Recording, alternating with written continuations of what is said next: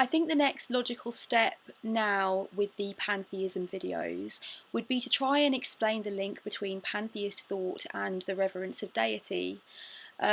Because I've had people ask me in the past, how can you be a pantheist and still kind of revere deity and have this interest in pantheons and mythology and kind of respecting and admiring deity on kind of a what appears to be an individual basis, kind of looks a bit polytheistic for a pantheist, for someone who believes that there is nothing outside of or beyond nature, and that there's certainly no omnipotent interventionist gods looking down on us, kind of caring about what we do and so on and so forth. I have a patron deity, and I suppose, considering that I'm a pantheist, this might seem quite weird to hard polytheists who believe that obviously each of these gods and goddesses is a real individual with real intent, with real emotions, with a real sort of an actual individual specific presence in themselves. So it must be kind of weird to hear from a pantheist that they have a lot of time for deity and kind of incorporate deity or ideas of deity into their rituals and so on. So I just want to explain that briefly and explain also why pantheists have a lot of the time such an incredible love for every system of mythology and all kinds of different fairy tales and worldviews and cultural references to the archetypes that you can imagine. And I've read some really great descriptions of the meaning of deity and pantheism, and some people just putting out some real scholarly, academic, awesome explanations of why it happens and what it means. But I don't really want to use those explanations because I feel that they would take away from me doing this at heart level. It would be very easy for me to just sit here and reel off some kind of academic explanation of why pantheists may also revere deity and how that works itself out. But I think that it wouldn't really be me. It wouldn't really be coming from a pure place. So I'm just going to try and do it myself for the most part. But there is just one thing I want to read first just to get things started. Okay. Might have helped if I'd have opened the page before I started the video. Okay, so I read this on a Hub Pages site. I don't even remember for the life of me who wrote it. It's not like a published author or anything like that. It was just a bunch of people discussing pantheism and their relationship to deity and how it differs from polytheistic views on deity. And this guy said, "Many fail to see how we can have any relationship with gods if we do not believe them to be actual beings. Delving deep within the well of knowing is where I meet the archetypes, which is a profound experience. Although I know that within and without are in actuality the same thing when I say this, I believe their names to be words of power, for throughout time the intense emotion sent out in their name has been made manifest on a certain plane." Okay, so basically, really straightforwardly and basically, this is what I believe. I believe that. I believe that the gods and goddesses are all intricate and beautiful explanations and expressions of some element or another of the divine, the all, the overwhelming, the incomprehensible, that thing we all feel deep inside.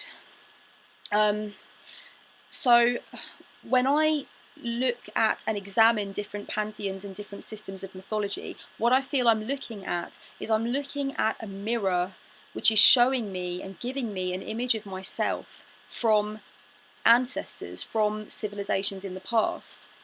And I believe that mythology contains all of the basic lessons and experiences and struggles of humankind, bound up in these very beautiful, intricate, winding systems of names and places and enchanting stories. And I think that I believe in the collective unconscious, and I believe in its power.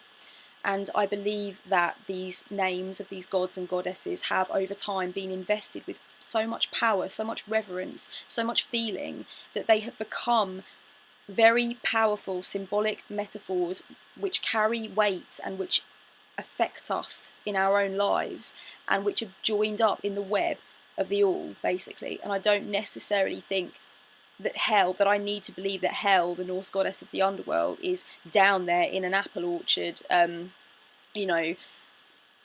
judging the dead and doing what she does, and I don't need to believe that I can have a dialogue with her and she is personally interested in what I want or need. I'm not saying that polytheists need to believe that.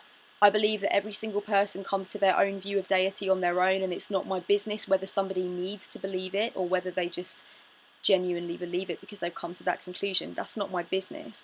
But my business is to say that for my part, I don't feel that I need hell to have this almost human relationship with me. What I need is for her symbol and her metaphor and the idea of her world and the idea of her role in the Norse world to come through me and from me as a mirror image of what I feel about life, and to understand that her image and that idea of the totality and the levelling effect and the balancing effect of death bound up in this wonderful image of this woman who's half skeleton and half maiden kind of thing, that in itself is powerful and wonderful and real to me. And I think I've only seen one negative thing that a hard polytheist said about people who are either soft polytheists or pantheists, people that don't necessarily believe that these beings are real, but they believe that they tap into the archetypes or that they are symbols of something that we cannot really describe or understand. They're the most powerful human symbols we could conjure up to lay down our reverence and our respect and our understanding to whatever it is we feel is God that cannot really be pinpointed or understood. I've only seen one negative thing that a polytheist said about soft polytheists or pantheists or people who revere deity in that way. And what they said was that they found it insulting that certain people were looking at deity as an aspect of the imagination. I think she said something literally like that she was insulted that her patron god was being looked upon as a figment of the imagination, and that, because she knew and was vested with this understanding that he was real and he spoke to her and they had a dialogue with each other and he was this real god that accepted offerings from her and helped her with magic and so on, that she felt absolutely offended that some people were walking around saying, well, Loki is kind of a psychological and mythological manifestation of this or that. She was just like, no, he is real. I chatted to him this morning. And she was very offended by it, and a few other people chimed in as well and said that they could understand why she would be offended by that. To be honest with you, I find it really strange and quite sad, actually, that anybody that existed under the pagan umbrella in their own mind would think that the realm of the imagination was somehow less than any other realm, or would think that the realm of the imagination was somehow sub, or somehow quasi, or somehow fake, or I think when you're a child, adults say to you, that's just in your imagination, don't worry about that, that's just make-believe. You're just making that up, that's a fantasy, that's not really real. We're taught from a very young age to denigrate the realm of the imagination. And the psychologist Gustav Jung, who, if you've been watching my videos for any longer than 5 minutes, you know that I totally respect and revere him and love his ideas and base a lot of my spirituality on his ideas, felt that this was a very unhealthy thing to allow children to absorb. This idea that their imagination isn't real and their imagination doesn't matter and they need to snap out of it and come back to reality and come back to the physical realm because the imagination means nothing. I really believe that these gods and these goddesses and these stories are the symbolic language of the all. They are the way we relate to it. They are the way we connect with each other when talking about it. They are the way we understand it and make it rational to us, but they're also the way we celebrate it. We make it poetic, we make it romantic, we make it epic. And all of the creation myths mean something to me, every single one of them. And every single tale of heroism or tragedy that's ever existed in any pantheon. God, I wish I had enough space in my brain to remember and understand them all and be able to recite them on cue around a campfire, because all of that kind of stuff means everything to me. No, I don't necessarily believe that, Jormungand is a real serpent that's wrapped itself round the earth, and when we have the battle at the end of the world, he'll let go of his tail and the whole place will shatter into pieces. I don't literally believe that. I believe that it is an excellent and awesome manifestation of the deep feeling we all have inside about infinity, death, the final resolution. You know, and I think the whole thing in Revelations in the Bible is just another interpretation of that. We're taking that deep-seated primal baseline of idea that sparks off in us about the end and where's it coming from and what's going to happen afterwards. We've just taken that and dressed it up in its own cultural cloak, in the clothes of its time. And it doesn't make any of them any less important. And I really believe that my imagination is a real and powerful realm, and I don't ignore it.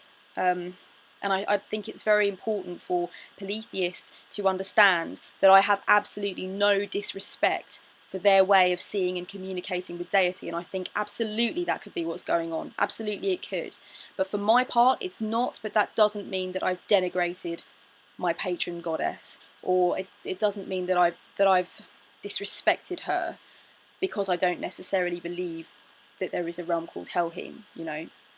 It works for me on a level that has a great deal of reverence attached to it, and that's all I want people to believe. You know, and I think by whatever path a man seek me, even so do I welcome him, for the paths men take from every side are mine.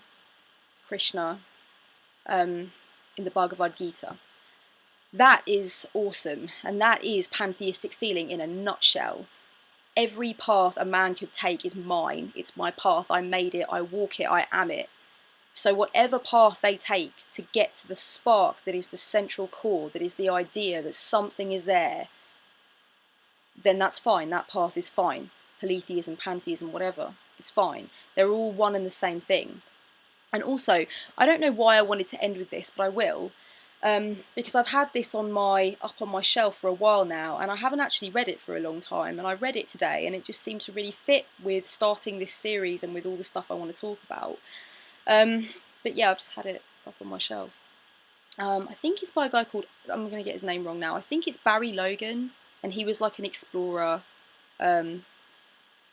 Totally awesome writing. I'll try and figure out if I'm right about that and post the link. Anyway, it says, the range of the human mind, the scale and depth of the metaphors the mind is capable of manufacturing as it grapples with the universe, stand in stunning contrast to the belief that there is only one reality, which is man's, or worse, that only one culture among the many on earth possesses the truth. To allow mystery, which is to say to yourself, there could be more, there could be things we don't understand, is not to damn knowledge, it is to take a wider view, it is to permit yourself an extraordinary freedom. Someone else does not have to be wrong in order for you to be right.